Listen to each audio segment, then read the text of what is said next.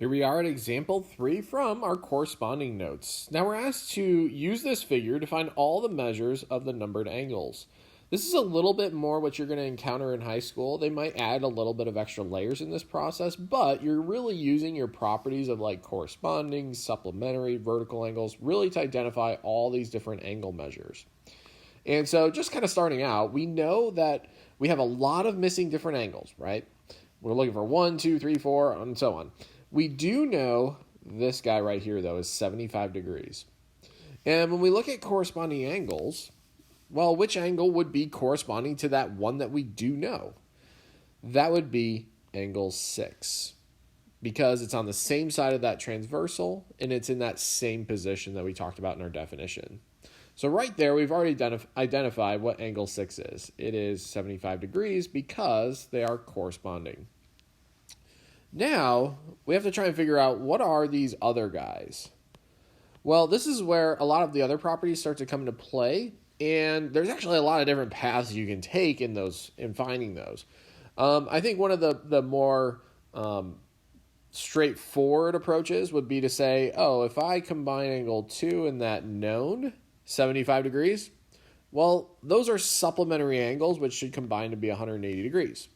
So let's go ahead and do that, kind of like what we did for example 2. So we have the angle 2 that we don't know plus 75 degrees is equal to 180 degrees. And to find the measure of angle 2, we're going to go ahead and subtract 75 degrees from both sides. And when we do that, we find that the measure of angle 2 comes out to be equal to 105 degrees. And now what we can use is actually corresponding angles to identify some of the other ones. So for example, angle 5 is corresponding to that 105 degree for the angle 2. So we know that those are congruent, so that's going to be 105. You could have also used supplementary for angles 5 and that known now 6. But, you can take different paths on this. Now, you can use supplementaries all the way around if you really wanted to. The idea, though, is not to always necessarily do that. It's to really use your properties for corresponding and vertical angles and especially like supplementary angles. So one thing, though, that can make our life a little quicker and easier is just to use vertical angles. So if we know that this is 75 degrees, vertical angles says that this one opposite of that must also be 75 degrees.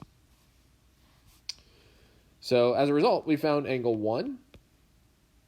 It is 75 degrees because those are vertical angles, and vertical angles from past notes are in fact congruent. And likewise for angle 3, we can find those. That's vertical angles as well. So angle 3 is the exact same as the angle 2. So that would be 105 degrees. Again, the same reason. Now for 4 and 5, you can use vertical angles as well to identify those. I really want to stress more, corresponding, because that's really the purpose of these notes. So when we look at, this was 105. When we look at angle 4 and we're trying to figure out what that is, we can use corresponding angles, and angle 4 would correspond with angle 1 in this case, because those are acting as our two parallel lines with our transversal slicing through it, that T transversal. So angle 4 is congruent to angle 1 because they're in that same place, which comes out to be 75 degrees. And that truly is corresponding angles. And corresponding angles are congruent. Whereas angle 7, that we don't know, is going to be congruent with angle 3. And so angle 3, we know, is 105 degrees. Okay.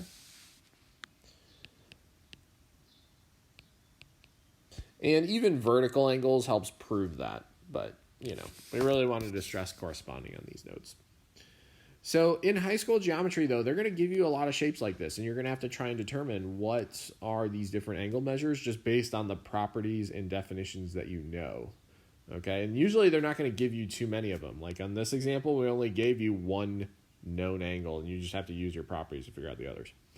But again, though, that is example 3 from our corresponding notes.